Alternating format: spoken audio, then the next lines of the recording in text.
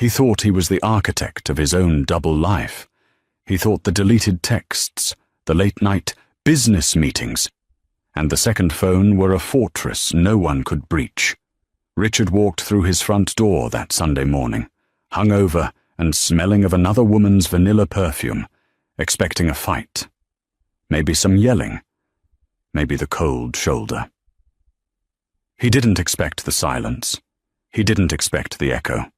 He didn't expect to find his life packed into cardboard boxes that weren't there, and a single manila envelope resting on the kitchen island that weighed more than the entire house. He thought he was playing a game. He didn't realize his wife had already won it, signed the scorecard, and left the building. The hangover felt like a dull, rusty saw blade grinding against the back of Richard's skull. It was 10:45 a.m. on a Sunday in mid-October. The sky over Seattle was a bruised shade of grey, threatening rain that never seemed to fall.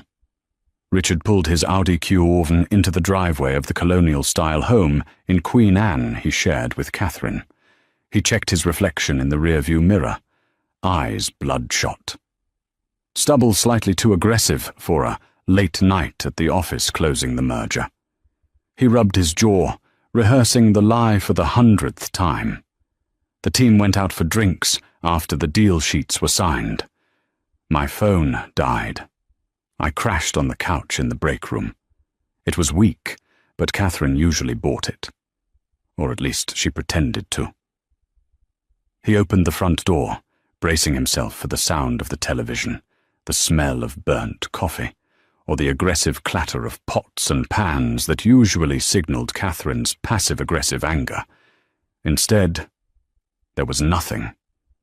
Not the quiet of a sleeping house, the quiet of a tomb. "Kate," he called out. His voice sounded too loud, bouncing off the hardwood floors in a way it never had before. He walked into the living room. The oversized beige sectional was there. The TV was mounted on the wall, but the throw pillows, the teal ones she obsessed over, were gone. The photos on the mantel? Gone. The silver frames were still there, face down, but the pictures of their wedding in Napa, the photo of them in Paris, the one of them with her sister Margaret, stripped, panic, cold and sharp, pricked at his chest. He ran up the stairs, the hangover forgotten. "Catherine!" He threw open the door to the master bedroom. The closet doors were wide open. Her side, the left side, usually bursting with floral prints, silk blouses, and that endless row of shoes, was barren. Just empty hangers clattering softly in the draught from the open window. She hadn't just left. She had evacuated. He stumbled back downstairs, his breath catching in his throat. That's when he saw it. On the granite island in the kitchen, sitting precisely in the center of the space where the fruit bowl used to be. A thick manila envelope. And on top of it, her wedding ring. The 3-carat oval diamond he'd bought her 5 years ago to apologize for the first time he strayed. It sat there, dull and heavy. He ripped the envelope open. Petition for dissolution of marriage. The legal jargon was dense, but the sticky note attached to the front page was simple. It was written in her elegant, looping cursive, the same handwriting that used to write him love notes in his lunchbox. I know about Jessica. I know about the apartment on 4th Street. I know about the joint account withdrawal you made on Tuesday. I didn't want a scene, Richard. I just wanted out. Don't look for me. The house is listed as of this morning. You have 30 days. Richard stared at the paper. His knees gave out, and he slumped onto the kitchen stool. Jessica. She knew the name. She knew about the apartment he rented for storage that was actually a love nest. He pulled his phone out, his fingers trembling, and dialed Catherine. "The number you have dialed is no longer in service." He froze. He dialed again. Same message. He dialed her sister, Margaret. It rang once, twice, 3 times. Then, voicemail. You've reached Margaret. If this is a work emergency, email me. If this is Richard, don't ever call this number again, or I will file a restraining order, so fast your head will spin. Richard dropped the phone on the counter. The silence of the house rushed back in, louder than before. He wasn't just alone. He had been erased. By noon, the shock had curdled into a frantic, angry energy. Richard was a problem solver. He was a senior vice president at a logistics firm. He moved things across oceans for a living. He didn't lose people. He sat at his desk in the Home Office, which was surprisingly untouched, save for the missing photo of Catherine on the corner, and booted up his laptop. "Okay, Kate. You want to play hardball?" he muttered, cracking his knuckles. "Let's see how far you got." He logged into their joint bank account at Chase. Access denied. Incorrect username or password. He frowned. He tried again. Nothing. He called the bank's VIP line, putting on his best authoritative voice. "This is Richard Halloway. I'm locked out of my joint account with my wife, Catherine Halloway." The representative on the other end paused. The clicking of a keyboard seemed to last an eternity. "Mr. Halloway, I see here that the joint account was closed on Friday afternoon. The funds were dispersed according to the notarized separation agreement on file." "Separation agreement? I never signed a separation agreement," Richard shouted, spit flying onto his monitor. "Sir, we have a document here with your signature, notarized by a Mr. David P. Reynolds. 50% of the assets were transferred to an account under Mrs. Halloway's name, and 50% were transferred to your individual savings." Richard checked his personal savings. Indeed, the money was there. She hadn't stolen from him. She had taken exactly half, down to the cent. It was surgical. "Who the hell is David Reynolds?" Richard demanded. "He's a notary public, sir. Look, if you're claiming fraud, you need to come into the branch." Richard hung up. He didn't sign anything. But then a memory flashed. 3 weeks ago, Catherine had come to him with a stack of papers. "Refinancing documents for the beach house," she had said. "Lower interest rate, just sign here, here, and here." He had been watching a football game. He had been drunk. He had signed them without reading. "You clever," he whispered, a mix of rage and begrudging impressed horror rising in his throat. He needed to find her. He needed to know where she went. He opened the Find My app on his iPhone. They shared locations. It was a safety thing. He tapped on her icon. Location not available. Of course, she tossed the phone, or disabled it. He tried to think like her. Catherine was a creature of habit. She went to the same coffee shop, the same yoga studio, the same stylist. He drove to Salon Fefe, her stylist in downtown Seattle.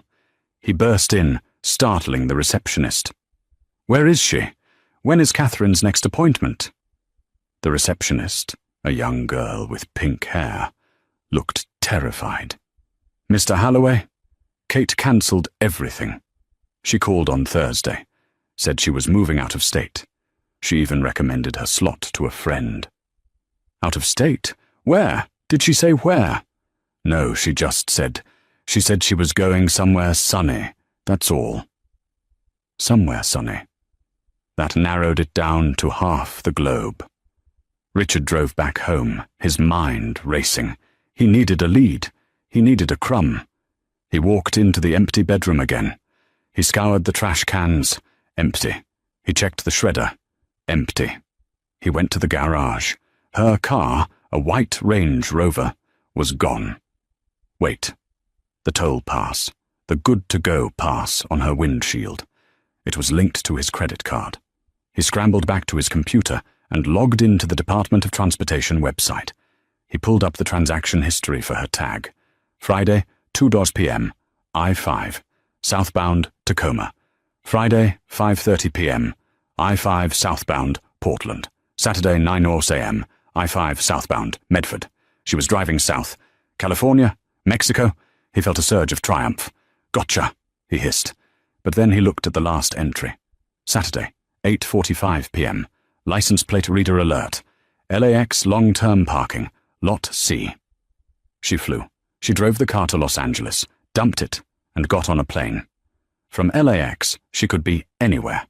London, Tokyo, New York. Or she could just be hiding in LA. Richard grabbed his phone and dialed Jessica. He needed to vent. He needed someone to tell him he wasn't crazy. "Hey, baby," Jessica answered, her voice raspy with sleep. "I thought you were with the wifey today. Isn't it Sacred Sunday?" "She's gone, Jess. She left. Took half the money. Cleared the house." There was a pause on the line. Richard expected sympathy. He expected shock. "Oh," Jessica said. Her tone wasn't shocked. It was guarded. Wow, that's fast." "Fast? It's insane. She knew about us, Jess. She mentioned you by name in the note." "She did?" Jessica's voice spiked an octave. "Wait, did she say how she knew?" "No, just that she knew. Why?" I have to go, Richard.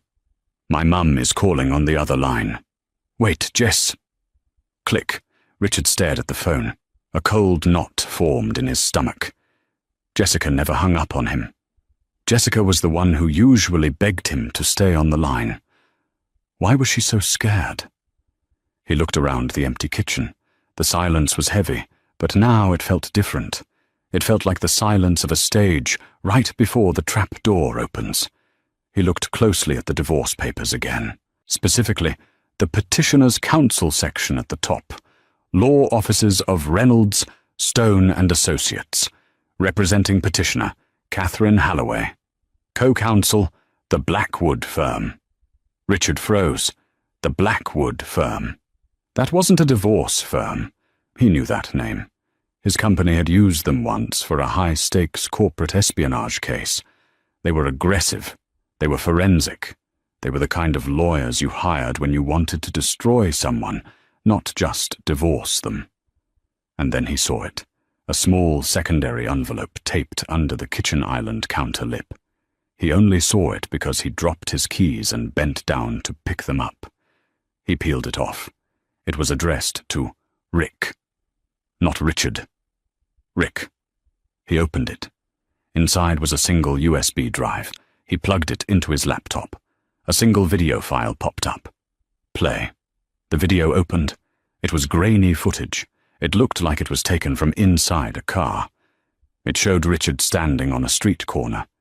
He was handing a thick envelope to a man in a grey hoodie. Richard stopped breathing. That was 3 months ago. That was the bribe he paid to the union rep to overlook the safety violations at the dock. If that got out, he wouldn't just lose his job. He would go to federal prison. The video cut to black.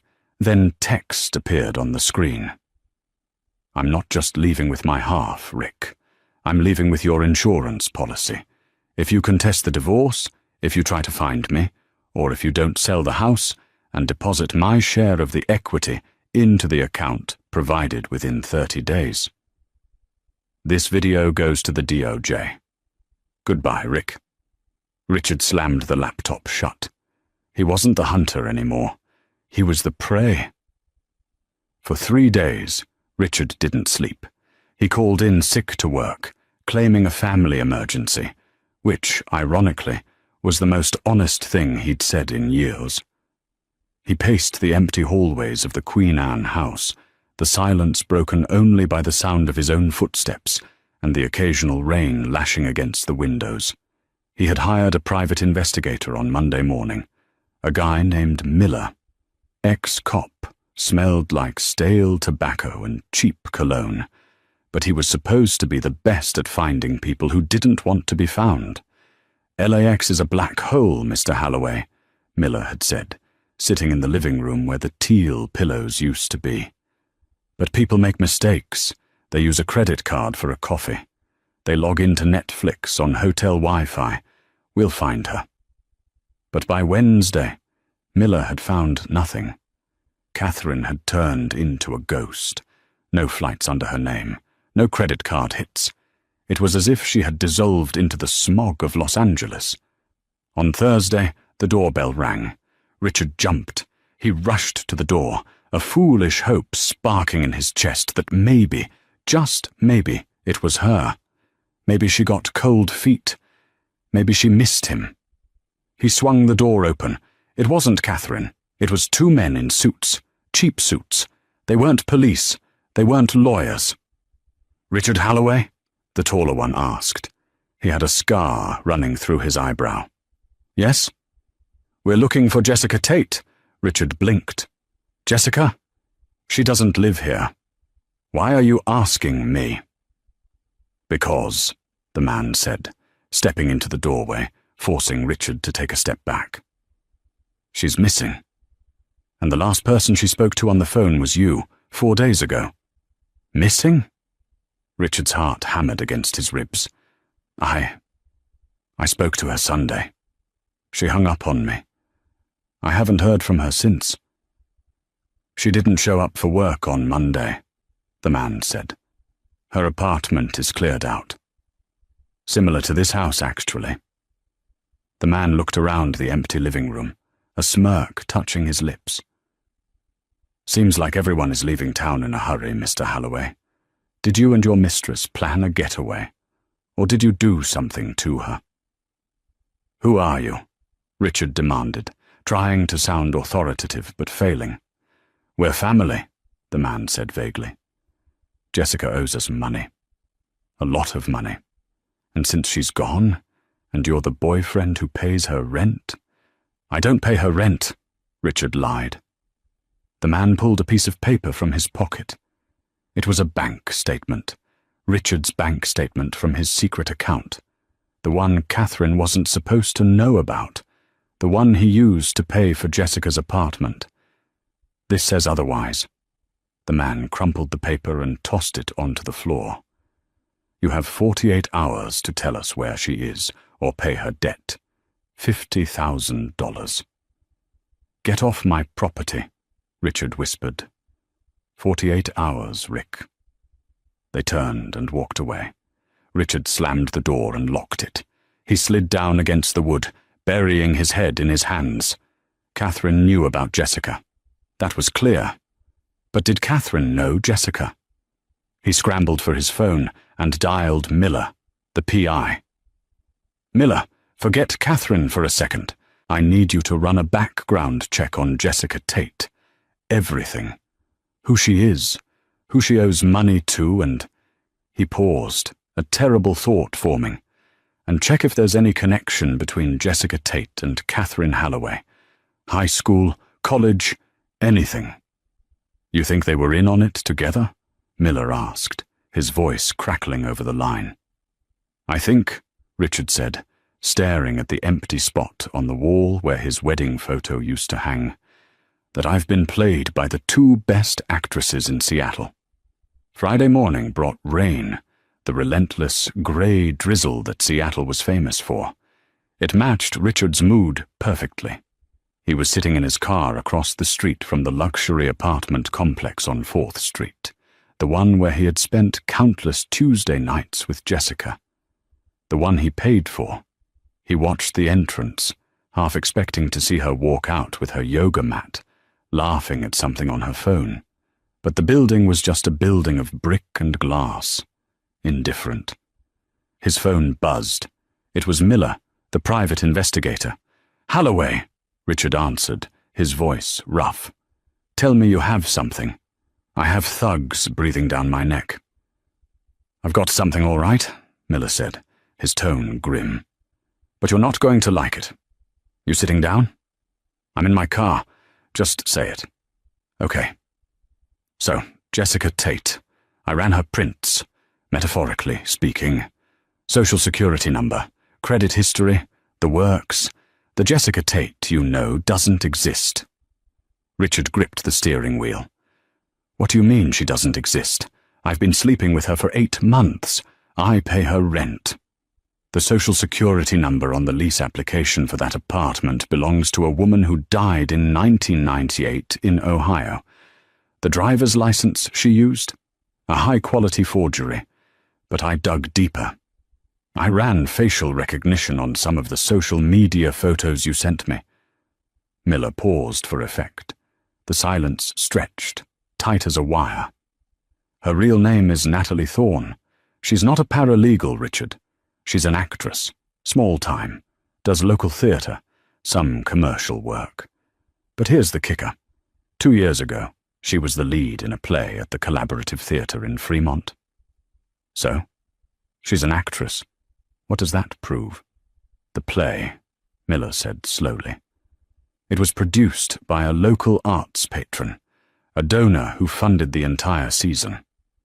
Richard felt the blood drain from his face. Who was the donor? Catherine Holloway. Richard dropped the phone. It clattered onto the center console, Miller's voice still tinny and distant. "Richard, you still there?" He stared at the dashboard. Catherine. Catherine had hired her. The affair wasn't a slip-up. It wasn't Richard being charming and finding a beautiful younger woman who just got him. It was a casting call. He picked up the phone again. "Are you telling me my wife auditioned a mistress for me?" "It looks that way," Miller said. "And I found something else. I tracked Jessica's, financials. She's been receiving monthly deposits from a shell company called Nemesis LLC. The payment stopped 3 days ago. A final lump sum was deposited on Monday. 100 grand. "She paid her off," Richard whispered. "Catherine paid her to seduce me, document it, and then vanish. It's worse than that, Richard. The thugs looking for her? I asked around. They aren't loan sharks. They're fixers for a guy named Silas Vance. Sorry, Silas Vaughan. He runs an underground poker ring in Belltown. Natalie, Jessica, wasn't just acting for you. She was dating Silas before you. She stole a ledger from him. That's why they want her. She used you for the rent money, but she used your safe house to hide from them." Richard's head spun. It was a nesting doll of disasters. Catherine had hired a woman who was already in trouble. Or maybe Catherine didn't know about the mob connection. Or maybe she did. "Miller," Richard said, his voice trembling with a mix of awe and terror. "Catherine is smarter than this. If she hired a woman with mob ties, she did it on purpose. She wanted to unleash them on me when she left." "If that's true," Miller said, "your wife is terrifying. You have no idea." Richard hung up. He looked up at the apartment window, Unit 402. He had to get in there. There had to be something they left behind.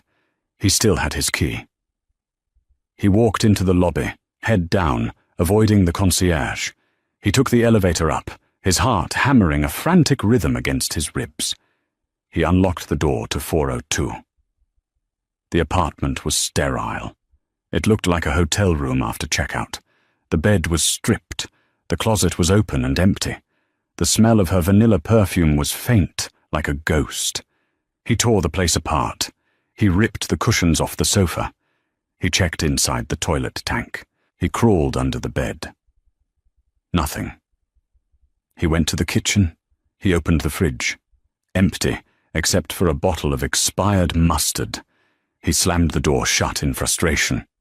Then he saw it, on the magnetic whiteboard on the fridge, where Jessica used to write cute notes like, "Buy wine" or "Miss you." There was a faint impression. Someone had written something and erased it, but the marker residue remained. He squinted, tilting his head to catch the light. Flight 492. Cayman. Cayman. The Cayman Islands. Richard laughed, a dry, hysterical bark. Of course, offshore accounts, non-extradition, son. But as he leaned closer, he noticed something else. A small business card had been slid under the fridge, barely visible. He fished it out with his fingernails. It was a card for a storage facility in industrial Seattle. Safekeep Storage. Unit 315. On the back, in Jessica's handwriting, in case he doesn't pay. Richard stared at the card.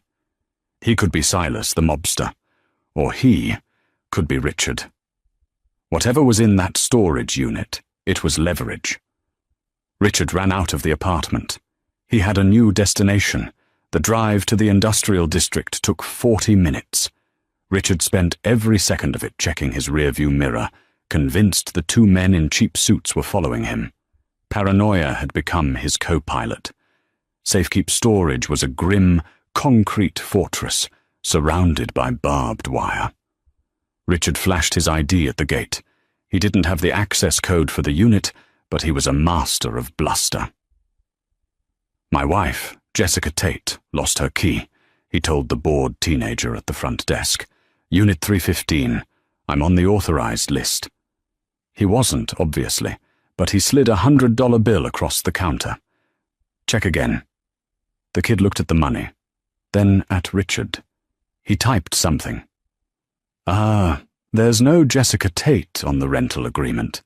It's rented to a Richard Holloway." Richard froze. He had never rented a unit here. Catherine. She had rented it in his name. She had forged his signature. "Right," Richard said, forcing a smile. "That's me. I forgot I put it in my name." The kid handed him a temporary passcode. "You're good to go." Richard drove to row C, Unit 315. He rolled up the metal door. The unit was mostly empty. In the center sat a single cardboard box. He cut the tape. Inside were files, dozens of them. He picked up the first one. "The Union Bribe, July 2025. He opened it. Photos, bank transfer receipts, the video file on a USB drive. He picked up the second one. OSHA violations, Warehouse 4. Emails he had deleted years ago. Memos he had ordered shredded. He picked up the third. Jessica and Natalie expense report. This one was different. It was a log. August 4th, dinner at the Pink Door, $200. Paid by Richard. August 10th, lingerie, $150. Reimbursed by Catherine. September 1st, Richard confessed to the warehouse accident while drunk. Recorded on device B. Richard fell back against the corrugated metal wall, sliding down to the dusty concrete floor. It was an archive, a museum of his corruption. Catherine hadn't just been planning a divorce. She had been building a case, a federal case, and she had left it here, in a unit in his name. If the police found this, he was done. His phone rang. It was his boss, Arthur Sterling, CEO of the logistics firm. Richard stared at the screen. He cleared his throat, trying to find his VP voice. "Arthur, hello." "Richard." Arthur's voice was ice cold. "Where are you?" "I'm dealing with a family matter. I told HR. You're dealing with more than that. We just had federal agents leave the building. Richard, they had a warrant. They seized your computer and your hard drives." Richard's vision blurred. "What? On what grounds?" "Fraud, embezzlement, and bribery. They received an anonymous tip this morning. A digital dossier was emailed to the DOJ, the SEC, and to the board of directors." "Arthur, listen to me. No, you listen. You're fired. Effective immediately. Legal will be in touch about the clawback of your stock options. And Richard, don't come to the building. Security has been instructed to escort you off the premises if you set foot within 100 yards. The line went dead. Richard dropped the phone. It cracked on the concrete floor. He was fired. The feds were raiding his office. The dossier. Catherine had sent it. The 30 days warning in her note. That was a lie. A distraction to keep him scrambling while she executed the kill shot. He looked at the box of evidence in front of him. He had to burn it. He had to destroy it all. He grabbed the box and ran to his car. He threw it in the trunk. He needed to go somewhere remote, somewhere he could start a fire without being seen. He started the car. As he reversed out of the unit, a black SUV blocked the end of the aisle. Richard slammed on the brakes. The two men in cheap suits got out. The taller one, the one with the scar, was holding a tire iron.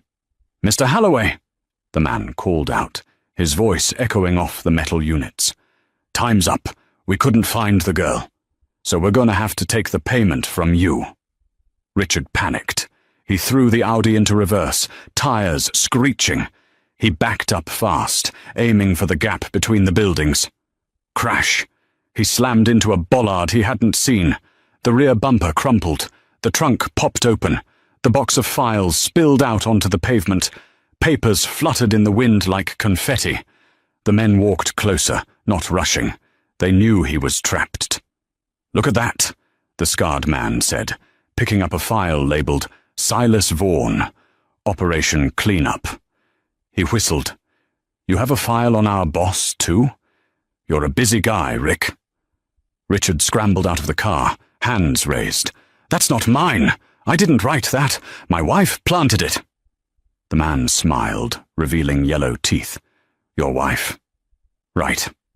The one who called us an hour ago and told us where to find you." The world stopped. She called you?" "Yeah, nice lady.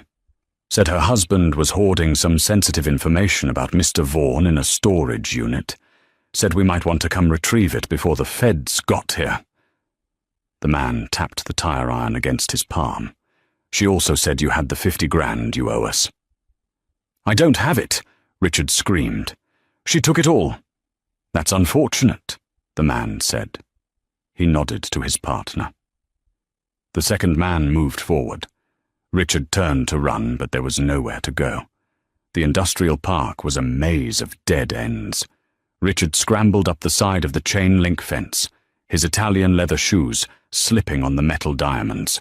He vaulted over the top, tearing his suit jacket, landing hard on the asphalt on the other side. He heard the men shouting, but the fence slowed them down. He ran. He ran until his lungs burned, until the taste of copper filled his mouth. He ran through the industrial wasteland, past warehouses and rusted trucks, until he reached the main road.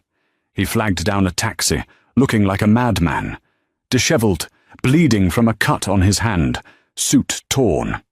"Drive," he gasped, throwing himself into the back seat. "Where to?" the driver asked.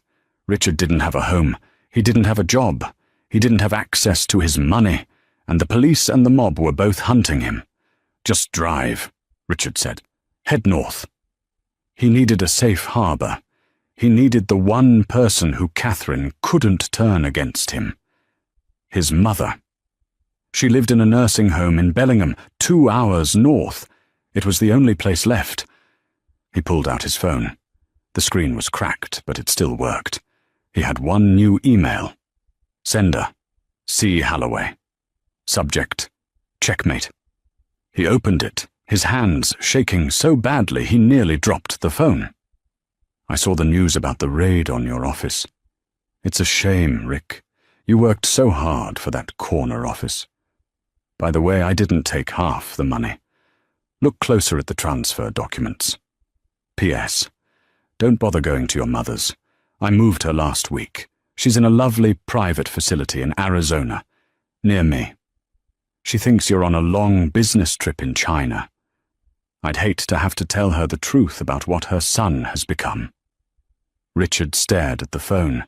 A guttural scream ripped from his throat, a sound of pure, animalistic despair. She had taken his mother. She had taken everything. He tapped on his banking app again. He looked at the transaction history, really looked at it this time. Transfer to Catherine Holloway Trust. Amount, 150,000 $. Transfer to IRS tax payment, prepayment. Amount, 450,000 $. She hadn't taken half. She had taken her half, and she had sent his half to the IRS as a prepayment for future taxes. It was gone. It was in the government's hands. He couldn't get it back without months of bureaucracy, and since he was under investigation, they would freeze it anyway. He had $0. He was in a taxi he couldn't pay for. "Pull over," Richard rasped. "Here, this is the highway shoulder, buddy. Pull over!" The taxi screeched to a halt. Richard threw the door open and stumbled out into the rain. He fell onto the muddy grass of the embankment. The rain soaked him to the bone. The cars rushed by, oblivious to the man whose life had been dismantled brick by brick. He lay there in the mud, closing his eyes. He thought about the vanilla perfume. He thought about the thrill of sneaking around. He thought about the arrogance of believing he was the smartest person in the room. And then he heard the sirens. Not one, but many. Rising in the distance, getting louder. He laughed. He lay in the mud and laughed until he choked. The sirens weren't a rescue. They were a punctuation mark. Richard didn't run when the flashing lights cut through the gloom of the highway shoulder. He stayed in the mud, the rain plastering his expensive, ruined suit to his skin. When the officers approached, guns drawn, shouting commands, he didn't raise his hands in surrender. He raised them in exhaustion. "Richard Halloway," one officer barked, kicking his legs apart. "I'm him," Richard mumbled, spitting out grit. "I'm the guy you want." The ride to the precinct was a blur of humiliation. He wasn't taken to a VIP holding area. He was thrown into the general intake with a drunk driver, vomiting in the corner, and a kid who looked no older than 18, nursing a broken nose. For 3 days, he sat there. He used his one phone call to try and reach his mother, only to be redirected to the nursing home in Arizona. "Hello?" His mother's voice was frail, confused. "Mom, it's Richard. I'm in trouble." "Oh, Richard. Catherine told me you were on a secret mission for the government in China. She said you wouldn't be able to talk for a long time. Are you safe? Is the reception bad in Beijing?"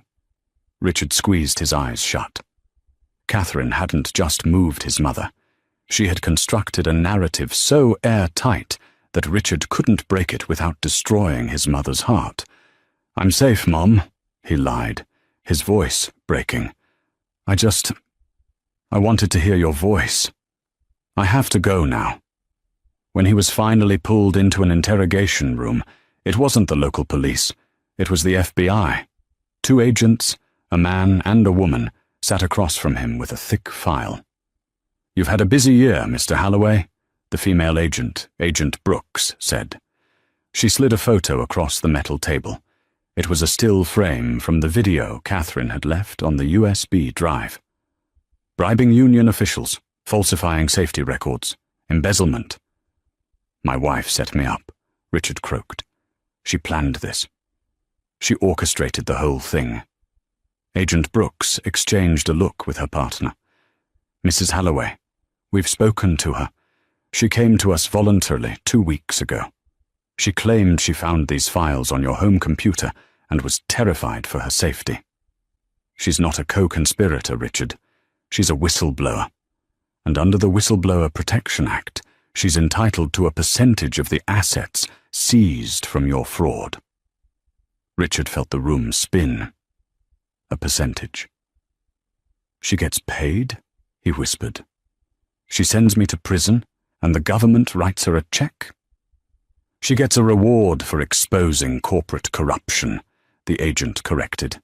"And given the scale of your fraud, roughly $12 million over 5 years, her share is substantial. Now let's talk about Silas Vaughan." Richard laughed, a dry, rattling sound. "I don't know Silas Vaughan. My mistress knew him." "Your mistress? You mean Natalie Thorne?" The agent raised an eyebrow. "We brought her in yesterday. She claims you hired her to intimidate a competitor, and when she refused, you threatened her. She's cutting a deal, Richard. Everyone is cutting a deal, except you. You're the only one left holding the bag." The trial was a spectacle. The local news ate it up. The logistics wolf of Seattle. Richard Halloway, the man who risked dock workers' lives for a bonus. He couldn't afford a high-powered defense attorney. His assets were frozen, his cash gone to the IRS. He was stuck with a public defender, an overworked man named Gary who smelled like tuna sandwiches, and defeat. "Take the plea, Richard," Gary told him 5 minutes before the hearing. "They have the video. They have the bank records. They have the testimony of your mistress and your wife. If you go to trial, you'll get 20 years. Take the plea, and you get 8. 8 yours." Richard stared at the scuffed floor. "I'll be 53 when I get out." "You'll be alive," Gary shrugged. Richard took the plea. The sentencing was swift. The judge, a stern woman with zero patience for white-collar arrogance, looked down at him over her glasses. "Mr. Holloway, you lived a life of extraordinary privilege, and you used it to exploit others. You betrayed your workers, your shareholders, and your family. I sentence you to 8 years in Federal Correctional Institution, Sheridan." As the gavel banged, Richard turned to look at the gallery. It was mostly empty. No friends, no colleagues. They had all scattered like roaches when the lights came on.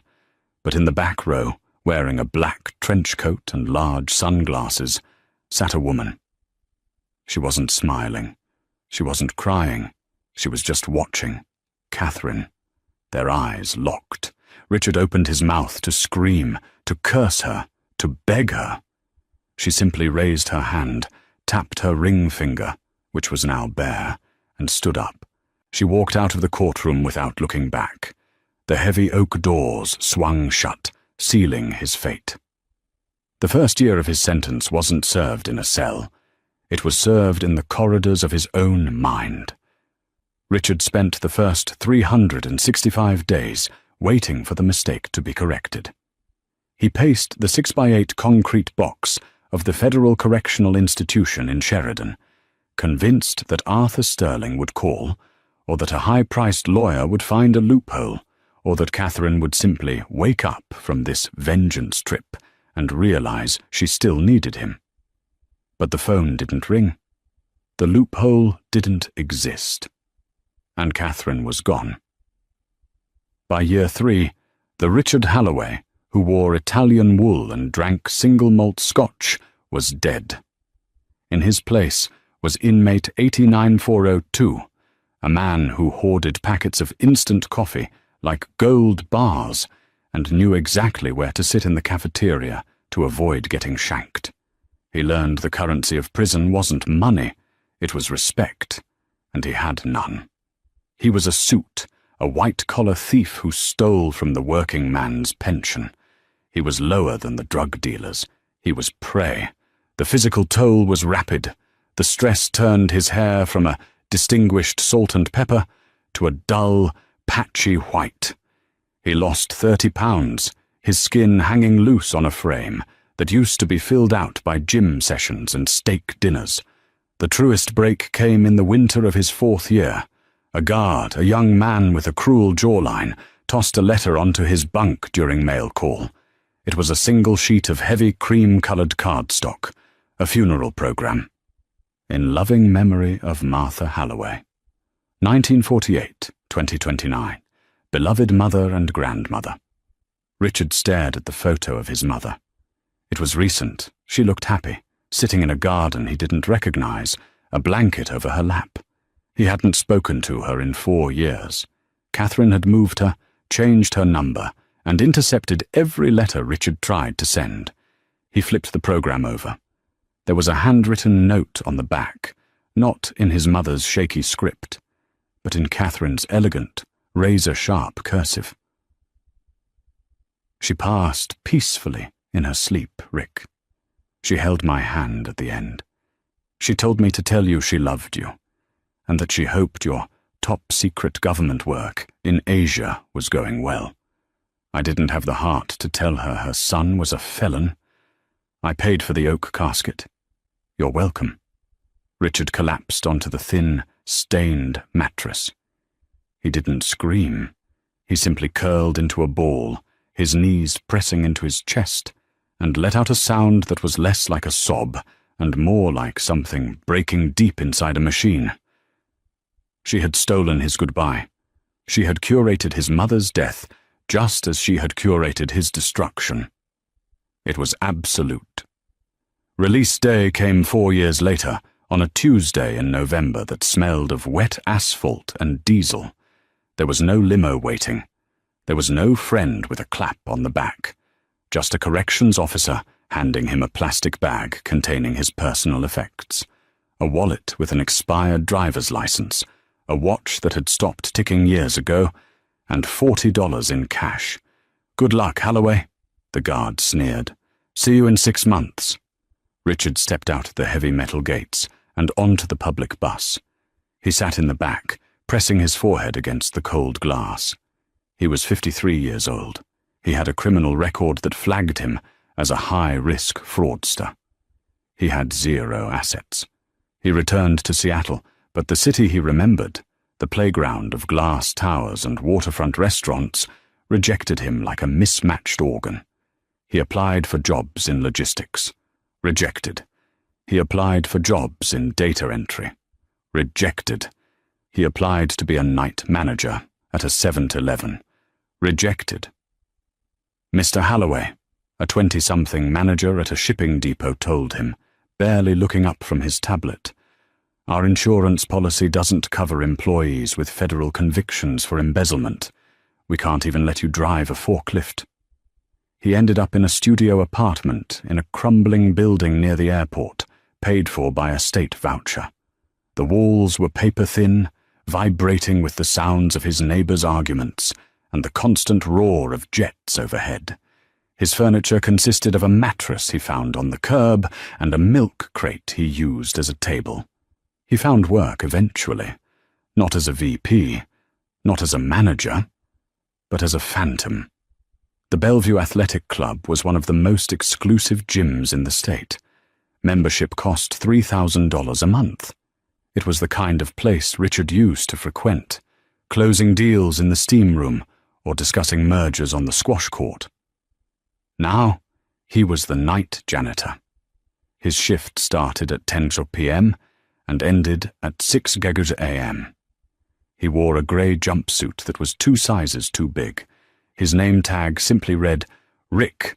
He spent his nights scrubbing the sweat of millionaires off leather equipment, unclogging drains filled with expensive conditioner, and polishing the marble floors until they shone like mirrors. It was a special kind of torture. Every night, he walked past men he used to know. He saw familiar faces, bankers, lawyers, tech moguls, men he had once bought drinks for. He would stiffen, terrified of recognition, but he soon realized he had nothing to fear. They didn't see him. To them, he was part of the machinery of the building. He was the hand that replaced the towels. He was invisible. 6 months into the job, the club manager, a frantic little man named Mr. Henderson, intercepted Richard near the mop closet. "Rick, fix your collar. We're short-staffed for the gala tonight. I need you on the floor." "The floor?" Richard's voice was raspy from disuse. "Sir, I'm the janitor. I don't do service." "You do what I tell you to do if you want to keep this job," Henderson snapped. "Put on a vest. Grab a busing tray. It's the Phoenix Gala. Big donors. Hundreds of thousands in the room. Your job is to make dirty glasses disappear. Do not speak to the guests. Do not make eye contact. You are a shadow." "Clear?" "Clear," Richard whispered. He dressed in the cheap polyester vest and black tie provided by the club. He looked in the cracked mirror of the employee locker room. The man staring back was hollow. His eyes were dull, rimmed with red. He looked like a ghost haunting his own life. The grand ballroom was a sensory overload. Crystal chandeliers dripped light onto tables laden with lobster, caviar, and champagne. A jazz band played soft, complex rhythms in the corner. The air smelled of expensive perfume and money. Richard moved through the crowd, head bowed, clutching his tray. He navigated the sea of tuxedos and silk gowns, snatching empty flutes and discarded napkins. "More champagne, darling?" A voice drifted past him. "Oh, absolutely. The market is rallying. We should celebrate." Richard flinched. He recognized the voice. It was Bill Dantry, a man Richard had played golf with every Saturday for 5 years. Bill was standing 3 feet away, laughing. Richard held his breath, turning his back, scrubbing a spot on the tablecloth that didn't exist. Bill didn't even glance at him. Richard retreated to the shadows near the service entrance, his heart hammering against his ribs. He just wanted the night to end. He wanted to go back to his milk crate and the sound of airplanes. "Ladies and gentlemen," the MC's voice boomed over the high-fidelity speakers, silencing the room. "Please take your seats. Tonight is a special night. Tonight we honor the visionary behind the Phoenix Foundation. A woman who rose from the ashes of personal betrayal to build an empire of philanthropy and ethical business." The lights dimmed. A spotlight cut through the darkness, illuminating the center stage. "Please welcome the CEO of Horizon Logistics and our Woman of the Year, Catherine Stone." The tray slipped from Richard's hand. He caught it just before it hit the floor, the glass stems clattering dangerously. Horizon Logistics. That was the company that bought out his old firm after the scandal, the company that had stripped his assets. And Stone. She had gone back to her maiden name. Catherine stepped into the spotlight. She was breathtaking. She wore a gown of midnight blue velvet that hugged her figure, displaying a confidence Richard had never seen when they were married. She looked younger, sharper. The weight of his lies was gone, and in its place was a terrifying luminosity. The applause was thunderous. Men stood up. Women cheered. She owned the room. She approached the microphone, her smile gracious but steely. "Thank you," she said, her voice echoing with that familiar warmth, but now laced with power. 5 years ago, my life was dismantled. I found myself married to a lie. I had a choice, collapse or build something new. I chose to build. She paused, looking out over the adoring crowd. "I learned that true success isn't about how much you can take," she continued, "but how much you can give back, and how effectively you can clean up the mess left by others." Laughter rippled through the room, a polite, knowing laughter. "I want to thank my team," she said, gesturing to a table near the front. "And I want to thank my partner, not just in business, but in life, the man who stood by me when the storm hit. Arthur." Richard felt the blood drain from his extremities. Arthur Sterling stood up from the front table. His old boss, the man who fired him, the man who testified against him. Arthur walked up the steps to the stage. He took Catherine's hand and kissed it. He whispered something in her ear that made her laugh, a genuine, intimate laugh that Richard hadn't heard in a decade. The puzzle pieces slammed together in Richard's mind with the force of a physical blow. It wasn't just revenge, it was a coup. Arthur hadn't just fired Richard, he had colluded with Catherine. They had ousted him, taken his shares, rebranded the company, and built a life together on the ruins of Richard's existence. They had been together the whole time. The late nights at the office Richard thought he was getting away with? Catherine was likely having late nights of her own with Arthur. He had been playing checkers while they were playing 4D chess. The speech ended. The music swelled. The crowd began to mingle again. Catherine and Arthur descended the stairs, arm in arm, heading toward the VIP bar, heading straight toward Richard. Richard couldn't move. His feet were nailed to the floor. Panic rose in his throat like bile. He wanted to run, but there was nowhere to go. They were 10 feet away. 5. Catherine stopped. She was so close Richard could smell her perfume. No longer vanilla. It was something sharper now. Sandalwood and ice. She turned to Arthur, adjusting his tie. "I'll get a water, darling." She turned to the service station. She looked directly at Richard. Time stopped. Richard stood there in his ill-fitting polyester vest, holding a tray of dirty glasses, his grey hair unkempt, his face lined with the misery of the last 8 years. He looked into the eyes of the woman he had vowed to love, the woman he had betrayed, the woman who had surgically removed him from the world. "Kate," he breathed, the word barely a whisper. He expected shock. He expected a smirk of triumph. He expected her to recoil. But Catherine's expression didn't change. Her eyes swept over him, over his face, his name tag, his trembling hands.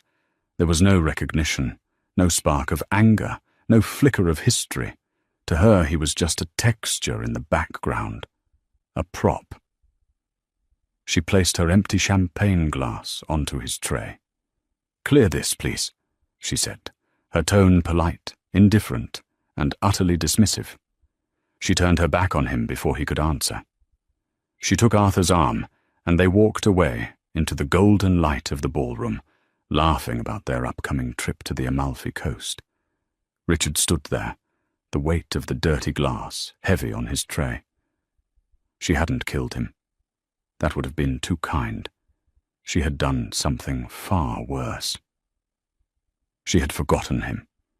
He was the dust she had swept out the door, and she never looked at the dustpan. "Hey, Rick!" The manager, Henderson, hissed in his ear, grabbing his elbow. "What are you doing standing there staring? Move! Table 4 is a mess!" Richard blinked, the golden light blurring through the tears he refused to shed. He looked at the retreating figures of Catherine and Arthur, the rulers of the world he was expelled from. "Yes, sir," Richard whispered. "Right away." He turned, bowed his head, and carried the garbage back to the kitchen, the doors swinging shut behind him, cutting off the music, the laughter, and the light, leaving him in the silence of the scullery where he belonged. Richard Halloway spent his life believing he was the protagonist, the man who could manipulate the world without consequence. But he forgot the oldest rule of drama. The higher the pedestal, the harder the fall. Catherine didn't just divorce him. She erased him. She took his past, his future, and even his memory, leaving him to scrub the floors of the paradise he lost. It's a brutal reminder that sometimes the best revenge isn't a scream or a fight. It's silence. It's living so well that the person who hurt you becomes nothing more than a stranger holding a tray of dirty glasses. What do you think? Was Catherine's punishment justice, or was it cruel? And did you catch the hint about Arthur Sterling earlier in the story? Let me know in the comments. I love reading your theories. If this story sent a chill down your spine, please hit that like button, subscribe, and share this video with someone who loves a good twist. Until next time, be careful who you betray.